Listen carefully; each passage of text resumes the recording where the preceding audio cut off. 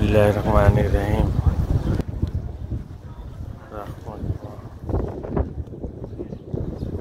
Hello friend, কইছে কি আরফার ময়দানের পাহাড় কোনো পাহাড়ের উপরে উঠি আমি দেখাই ভিডিও করিয়া যাই আর পাহাড়ের উপরে উঠি মুখে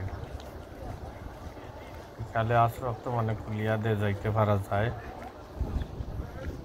ভিডিওটা পুরা দেখবাই ভালো পাইবে। আটি আটি যাইয়া তোরা ভিডিওটা মানে ভালো না তোরা খাপে রাতে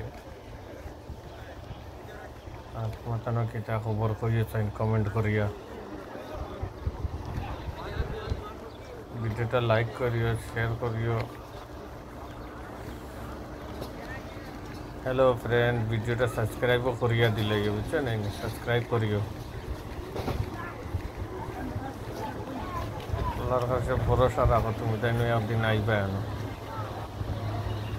ইনশাআল্লাহ। আল্লাহ আনবা সারার একদিন আইয়া দেখিয়া যাইবা, উমরা করিয়া যাইবা, হজ করিয়া দিবা, মদিনা দেবা, সারা দেখবা কত সুন্দর জায়গা।